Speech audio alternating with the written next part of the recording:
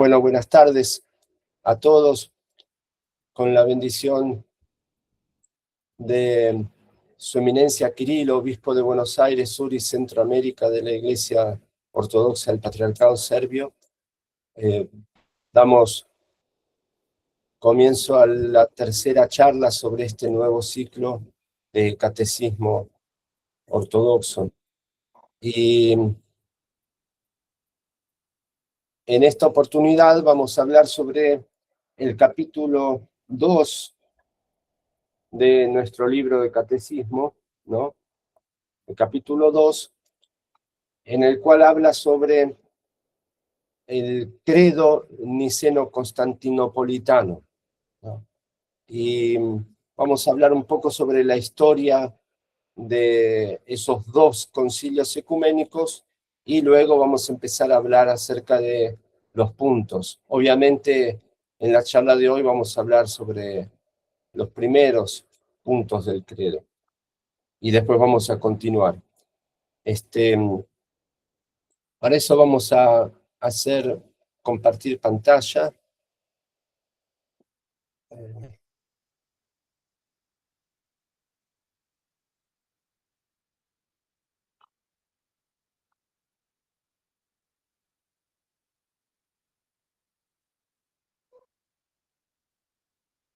Muy bien.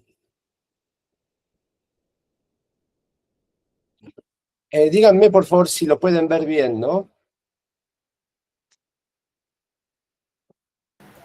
Se ve padre.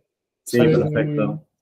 Bueno, perdón por las cuestiones técnicas, que por ahí no es lo mejor, pero de a poquito vamos a ir mejorando eso. Este es el credo niceno-constantinopolitano, ¿no? Y credo o símbolo de la fe. ¿Y por qué se llama niceno-constantinopolitano? Porque fue escrito en el primer y segundo concilio ecuménico. El primero fue en Nicea y el segundo en Constantinopla. Por eso se llama niceno-constantinopolitano. ¿Y por qué se juntaron?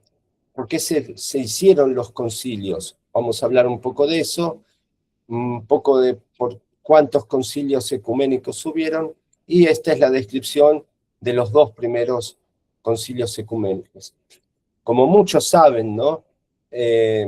Los concilios se reunieron para contrarrestar una falsa enseñanza, una herejía.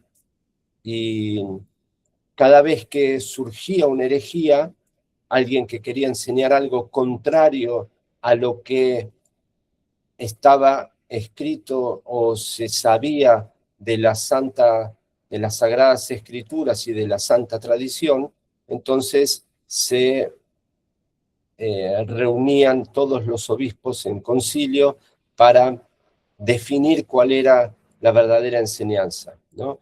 En las primeras charlas de catecismo hablamos acerca de que las dos fuentes de la doctrina cristiana eran justamente las Sagradas Escrituras, por un lado lo escrito, pero los libros canónicos, y por el otro la Santa Tradición. La tradición era lo que se transmitía de boca en boca, ¿no? Por eso ambas tienen ese papel fundamental de conservar la verdad, ¿no? Y no irse de ella, porque, como hemos hablado, la verdad, la doctrina verdadera, tiene esa cualidad de curar, fundamentalmente. Dios vino al mundo para curar al hombre de la muerte y del pecado, como hemos hablado las primeras charlas, y si cambiamos, si modificamos algo de lo que Dios y luego los apóstoles y luego los padres dijeron, entonces eso pierde la cualidad de curar, pierde la cualidad de salvar al ser humano. Entonces, por eso la importancia de conservar las enseñanzas sin ningún tipo de cambio. Y entonces, por esa razón, los obispos se juntaban y se reunían con mucho celo para defender la verdadera enseñanza ante herejías, ¿no? Y entonces, por eso es que durante los primeros 1000 años de cristianismo, en donde la iglesia estaba unida, se reunieron 7 concilios ecuménicos. ¿Qué significan concilios ecuménicos? Son esos concilios en donde se juntan todos los obispos, no, mejor dicho, no todos, sino representantes de cada iglesia, y se juntan en tal ciudad para definir algún dogma, una enseñanza sobre algún tema relacionado a la iglesia. Entonces, por un lado, cada iglesia, la iglesia de Constantinopla, bueno, durante esos primeros 1000 años de cristianismo habían 5, diríamos, papados o patriarcados, ¿no? El Papa de Roma en Occidente, y en Oriente los otros 4, Constantinopla, Alejandría, Antioquía y Jerusalén. Ellos eran 5 patriarcados o papados, que es lo mismo, y que eran iguales entre sí, ¿no? Solamente había uno que era un primus inter pares, se llamaba, y que al principio era el Papa de Roma por ser el Papa de la capital del imperio, pero luego cuando San Constantino el Grande funda Bizancio y Constantinopla y traslada la capital del imperio hacia Constantinopla, entonces el primus inter pares pasa a ser el patriarca de Constantinopla. Y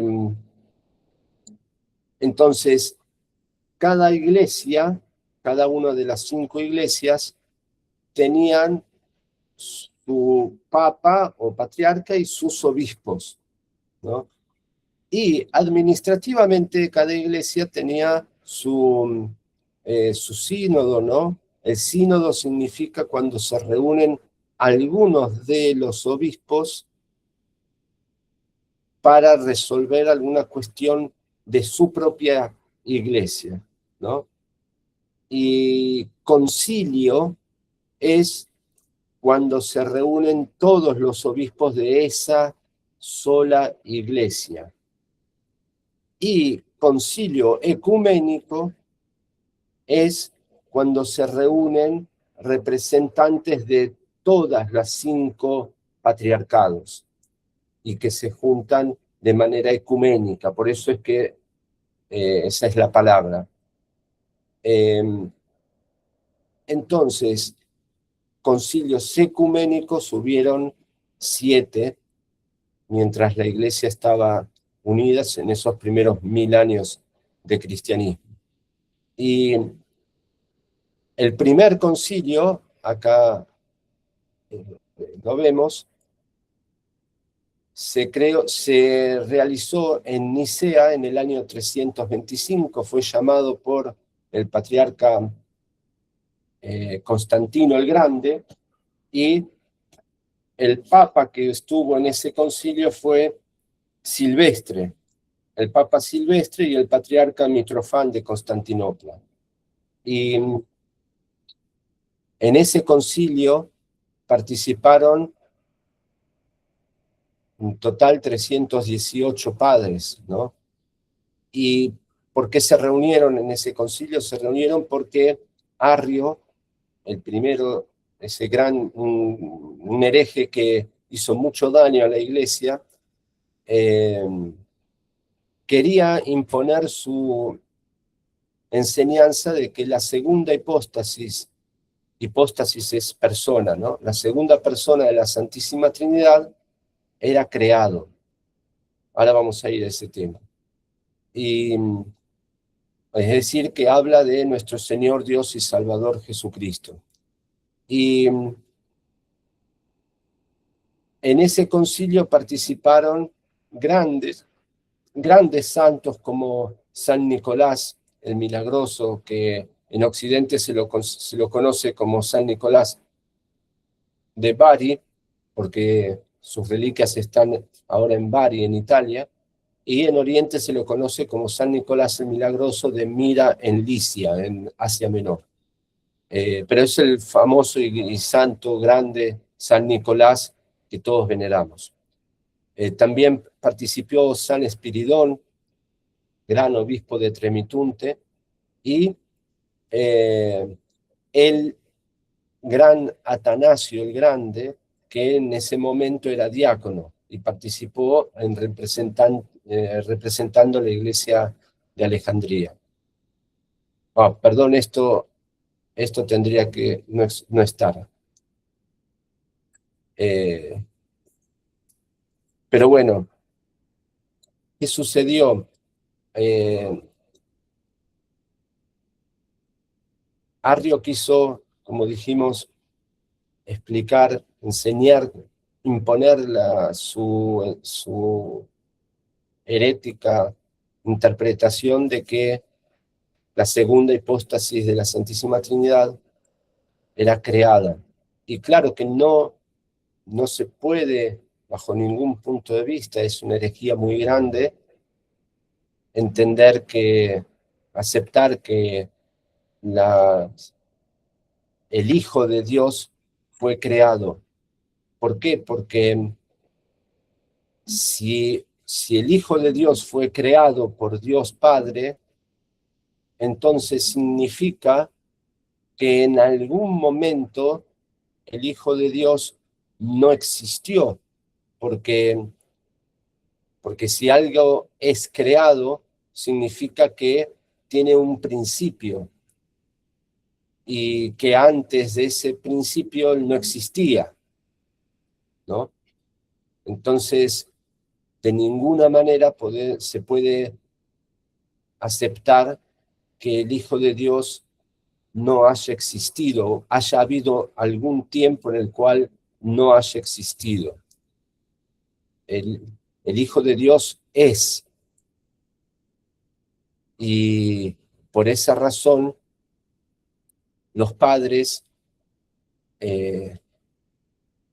enseñaron enérgicamente que la segunda hipóstasis, la segunda persona de la Santísima Trinidad, es consubstancial con el Padre. Podemos volver al credo y vemos primero los atributos de Dios Padre y después los atributos de Dios Hijo. Creo en un solo Dios, Padre omnipotente, creador del cielo y de la tierra y de todo lo visible e invisible. Es decir, en un solo Dios, creo en un solo Dios, no hay otros dioses. Esto es justamente escrito por los padres del primer concilio para erradicar toda idea de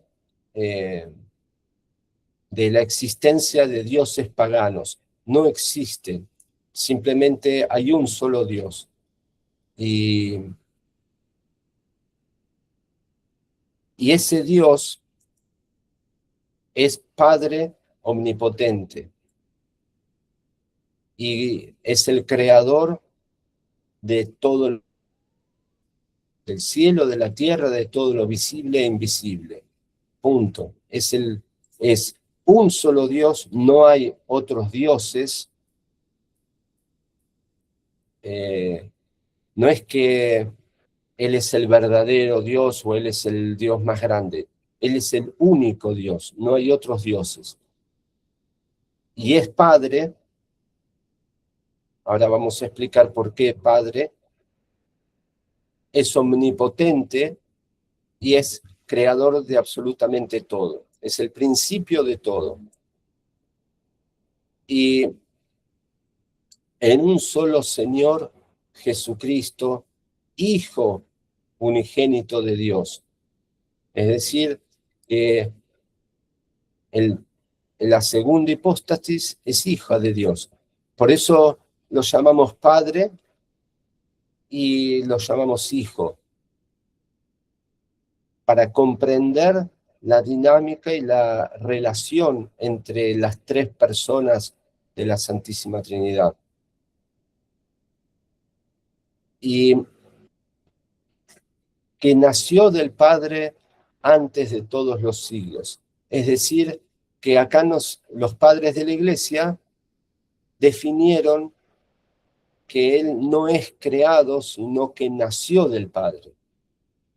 Por eso dice luz de luz, Dios verdadero de Dios verdadero, nacido, no creado.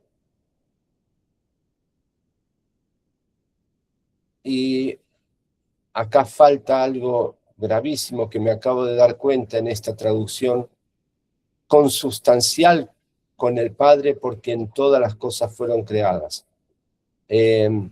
Consubstancial, falta esa palabra, que significa que es de la misma sustancia de Dios. Es decir, que el Hijo es igual al Padre, es de la misma sustancia, de la misma esencia, ¿no? Porque si algo fue creado, si Arrio, lo que decía Arrio era que el Hijo fue creado por el Padre, y entonces sería algo de otra sustancia, y no puede ser. El Hijo es de la misma sustancia, de la misma esencia que el Padre. A ver, permiso, que hay alguien que quiere unirse. Ahí está.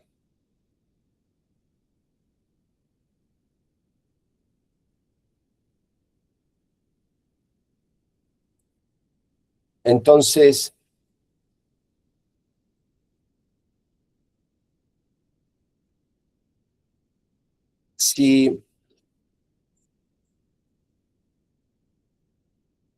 ¿cómo entender que el Hijo nació del Padre? Hay que entenderlo de esta manera, ¿no? Aceptando y no tanto intentando razonar, porque nuestra mente, nuestro entendimiento es un entendimiento humano, es decir, es un entendimiento inferior a la naturaleza y a la esencia de Dios. Entonces nunca vamos a poder entender cómo el Hijo de Dios nació del Padre, pero siempre existió. ¿Me explico? Porque cuando uno nace, significa que hay un momento en el cual no existió y empieza a existir. Pero en este caso no. En este caso, nace del Padre antes de todos los siglos. Es decir, que nace eternamente del Padre. Y lo tenemos que aceptar y no intentar entender, insisto, porque nuestro entendimiento humano no alcanza para entender la esencia de Dios. Y por eso tenemos que entender que el Hijo de Dios nace eternamente del Padre. Y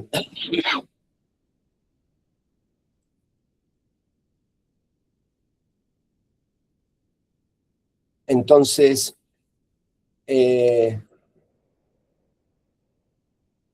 seguramente muchos sabrán sobre la historia de San Espiridón en el primer concilio, que San Espiridón era un obispo de los más humildes.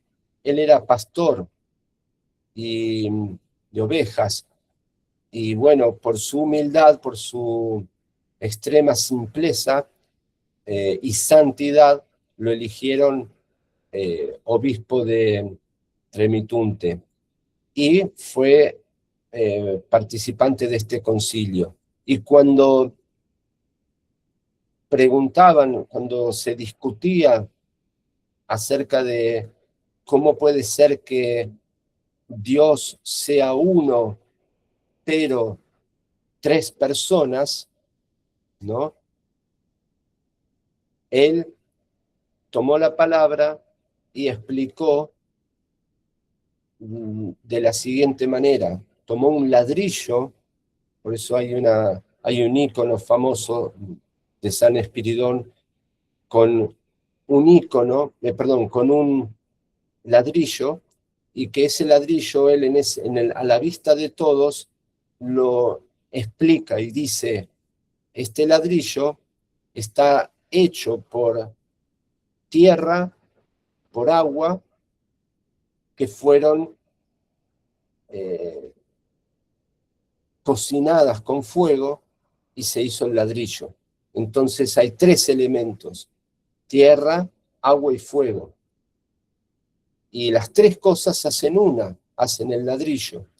Y en ese momento él aprieta el ladrillo y milagrosamente salen agua, sale la tierra y se prende una llamarada de fuego para demostrar que Dios le hizo demostrar a los demás ese milagro, para comprender el misterio de la Santísima Trinidad. Es decir, que la Santísima Trinidad la tenemos que entender y aceptar como un misterio y no tratar de entenderla con nuestro razonamiento, con nuestro entendimiento humano, porque, vuelvo a decir, es inferior. Entonces, aceptar y maravillarnos, ¿no?, de esa realidad de que Dios es uno en tres personas. Y lo mismo, el sol es otro ejemplo de del misterio de la Santísima Trinidad, porque el sol es una sola cosa, pero que está compuesta por tres elementos: la masa del sol, el fuego y la luz. Entonces, son tres personas, son tres elementos que componen a una sola cosa, el sol. Y también es muy conocida el enojo que tuvo San Nicolás contra Arrio, porque Arrio no quería entrar en razón y quería imponer su enseñanza, ¿no? Y bueno, la tradición dice que San Nicolás le pegó una bofetada a Arrio, y bueno, en ese momento los obispos lo suspendieron a San Nicolás, porque eso no se debía hacer, y luego la Madre de Dios se aparece en sueños a uno de los obispos y le muestra el epitragelio, que es esa estola episcopal de San Nicolás, como que haciéndole entender de que le tienen que devolver a San Nicolás quitarle la suspensión y devolverle el permiso para volver a ser obispo, porque él quiso defender la verdad, ¿no? Entonces, con esto, ¿qué quiero decir? Que los santos padres de los concilios defendían con mucho denuedo y con mucho fervor y con mucho celo la verdad, porque por esa razón que hablamos en un principio, que no se puede tergiversar, no se puede modificar lo que Dios, Cristo, nuestro Señor, vino al mundo y nos enseñó, porque no tenemos ese derecho, primero, porque lo que Cristo dijo es palabra de Dios, divina, inspirada, y lo que dijeron los padres posteriores, los apóstoles y los padres posteriores, es inspirada por el Espíritu Santo. Entonces, si modificamos, primero no tenemos el derecho y segundo, perdemos esa enseñanza que nosotros modificamos, perdería la gracia y perdería la cualidad de salvar, de curar y de salvar. No nos tenemos que olvidar eso, que Cristo instituyó la iglesia para curar al hombre y volverlo al paraíso, volverlo a la vida eterna, volverlo de la muerte a la vida y volverlo del pecado, curarlo del pecado para que vuelva a la santidad, ¿no? Entonces, en la iglesia, los sacramentos y las enseñanzas son los que nos curan y nos guían por el camino correcto. Si tergiversamos eso, no hay el resultado deseado. Podemos perdernos en ese camino. Por eso el celo de los obispos y de los padres de la iglesia. El segundo concilio ecuménico fue en Constantinopla, perdón, que lo hice con tan poco tiempo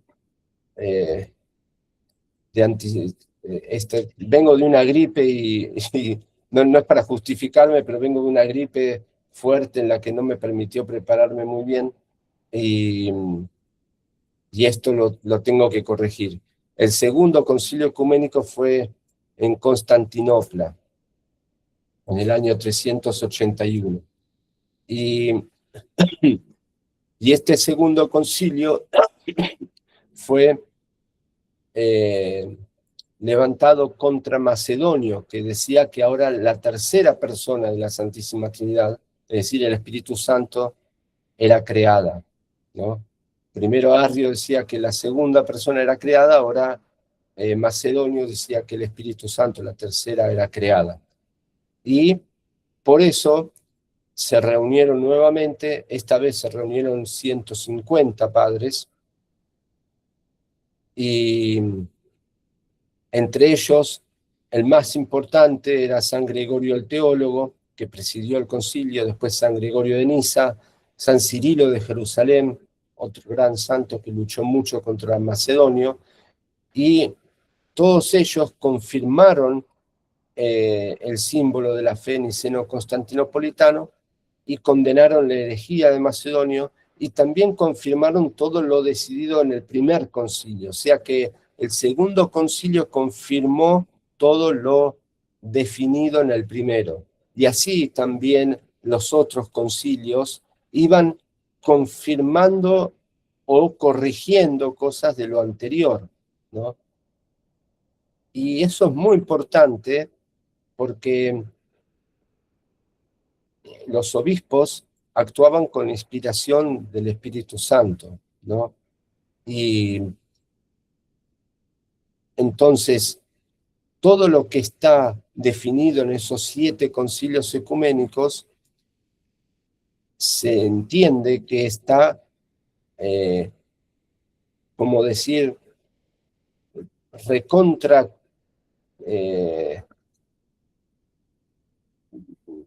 revisado, ¿no?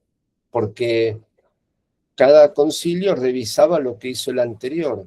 Y si hubiera habido algún error, si hubiera habido alguna enseñanza equivocada, en alguno de esos concilios el Espíritu Santo hubiera intervenido para que se corrigiera, ¿no? Entonces, por eso es que se entiende que la Iglesia, unida en esos 7 concilios ecuménicos, en esos primeros 1000 años de cristianismo, la Iglesia estaba toda unida y todo lo que se definió en esos concilios es verdad confirmada, revisada y obviamente aceptada por el Espíritu Santo. Entonces, en este segundo concilio se tuvo que agregar al primer símbolo de la fe otros artículos, esta vez acerca del Espíritu Santo, ¿no? Entonces, por ejemplo, en el primer concilio en Nicea se habló acerca del Padre y del Hijo, y en el segundo concilio se agregó acerca del Espíritu Santo, ¿no? En el Espíritu Santo, Señor vivificador, quien procede del Padre, quien con el Padre y el Hijo es juntamente adorado y glorificado, que habló por los profetas. Y luego también se agrega, porque en el concilio se habló sobre la Iglesia, que es una santa, católica y apostólica, y confieso un solo bautismo para la remisión de los pecados, espero la resurrección de los muertos y la vida del siglo venidero.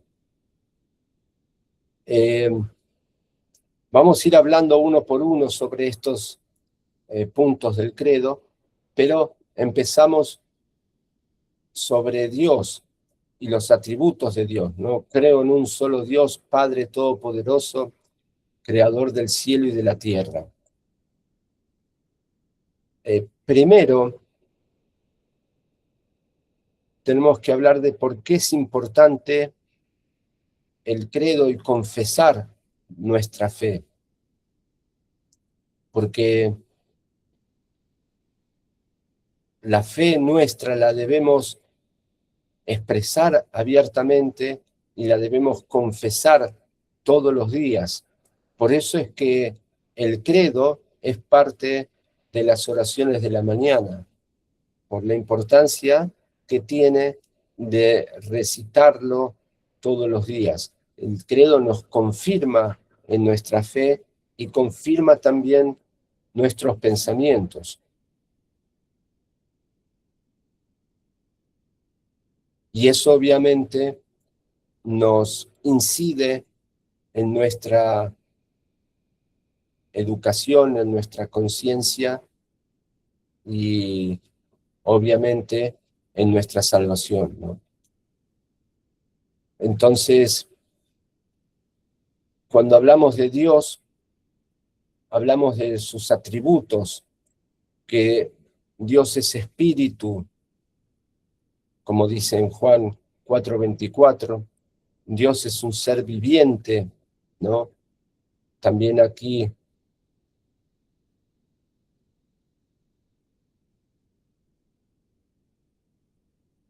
estos son los atributos de Dios. Yo soy el que es, dijo Dios a Moisés en Éxodos 3:14. Cuando Moisés le pregunta, ¿quién eres tú? Yo soy el que es. ¿Qué significa? Que este es uno de los atributos de Dios, que es decir, que es en la eternidad. Y Dios es amor. Justamente el amor no es ni más ni menos que la esencia de Dios.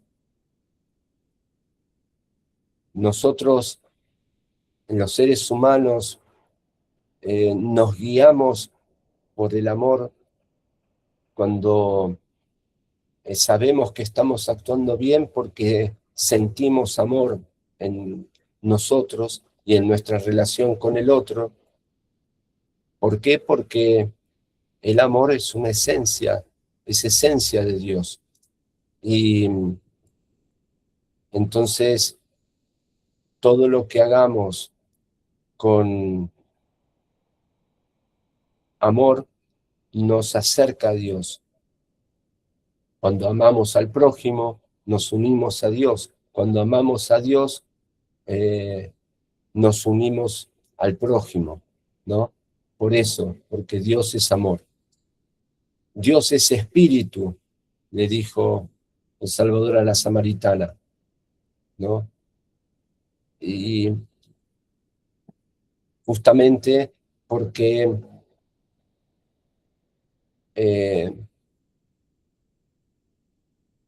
el hombre está compuesto por cuerpo, alma y espíritu, a imagen y semejanza de Dios, que es completamente espíritu, ¿no? Y es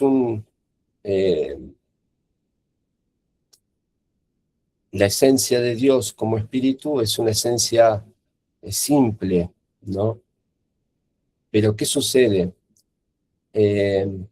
Cuando hablamos de los atributos de Dios, podemos hablar de ellos, pero no podemos hablar de la esencia de Dios. Hablamos solamente de los atributos porque es lo que vemos y lo que Él nos enseñó. Pero nos es muy difícil hablar sobre la esencia porque nuestro entendimiento no llega, no alcanza para poder comprender esa esencia de Dios. Lo entendemos a Dios y lo comprendemos a Dios a través de sus atributos y de lo que ellos nos permiten entender, ¿no? Es lo más elevado a lo que podemos llegar hacia el conocimiento de Dios. Y que cuando hablamos sobre los atributos de Dios, nosotros no podemos con ellos darles una definición de Dios, porque la palabra justamente definición habla sobre algo finito, ¿no? Algo como darle un límite finito a, a lo que estamos hablando. Y no podemos atribuirle un límite finito a Dios. Entonces, cuando hablamos de sus atributos, lo hacemos para tener un entendimiento, pero no para definirlo. Bueno, por hoy me parece que ya con esto es suficiente. Después en la próxima charla vamos a hablar más acerca de cada uno de los puntos, ¿no? Los puntos del credo. Pero creo que estuvieron haciendo algunas preguntas, así que me voy a fijar. A ver, perdón.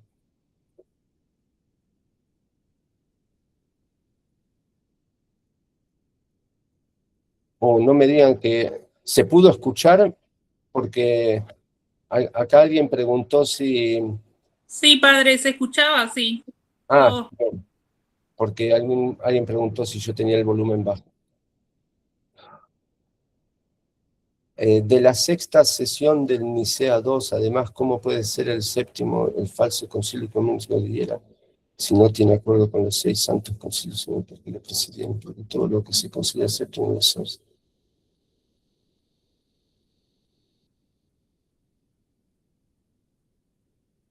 No entiendo esta pregunta de Martín Mateo.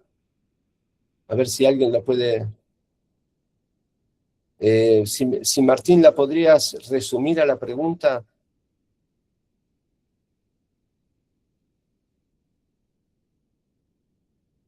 Y si no, se la contesto en privado.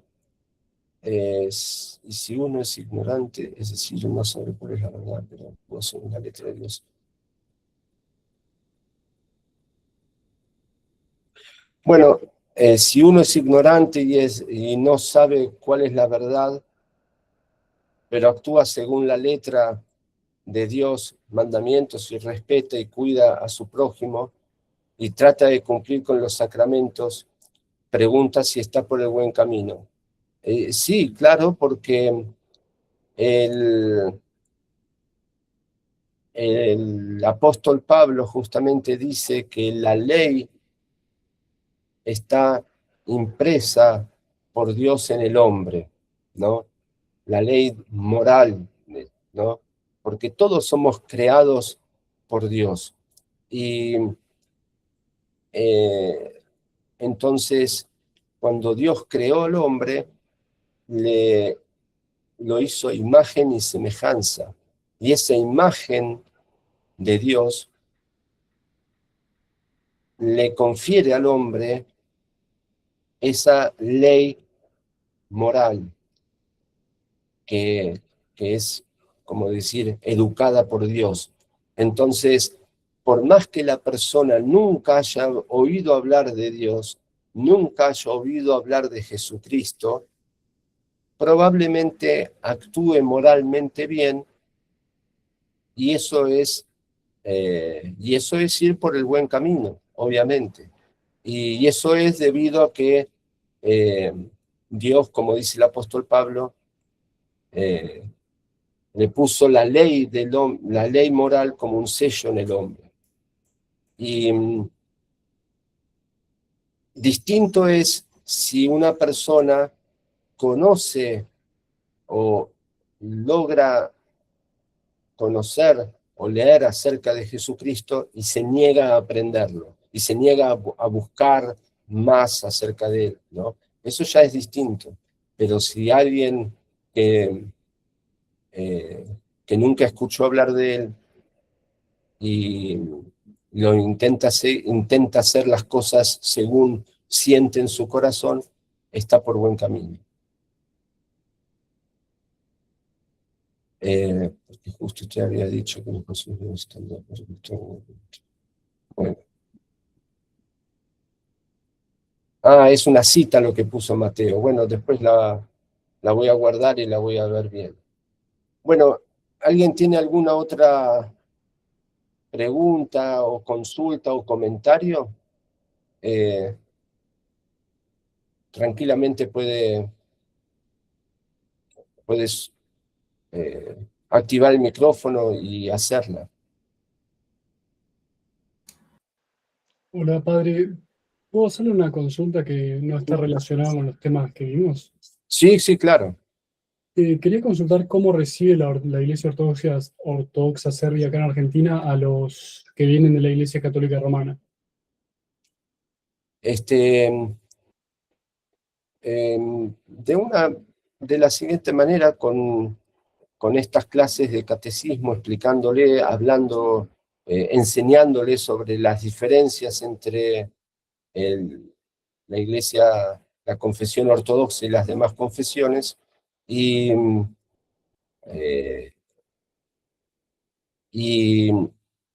obviamente, como en todos los casos, ayudando a que la persona se convenza de que quiere hacerse ortodoxa.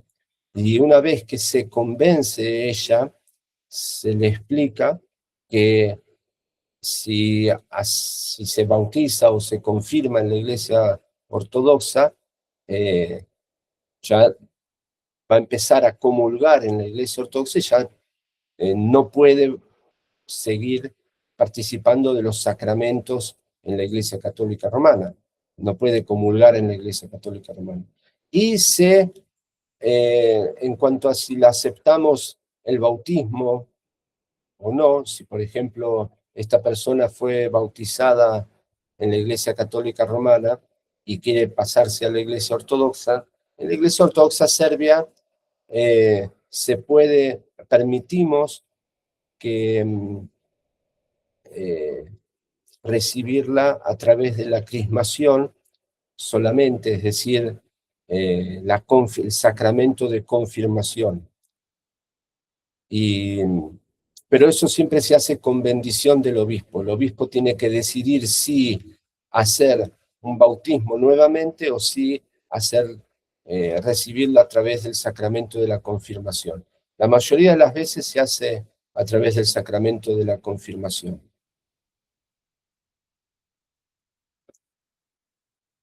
Vamos a cerrar la grabación y después seguimos con las preguntas, ¿no? Pero porque así no se hace muy larga el video.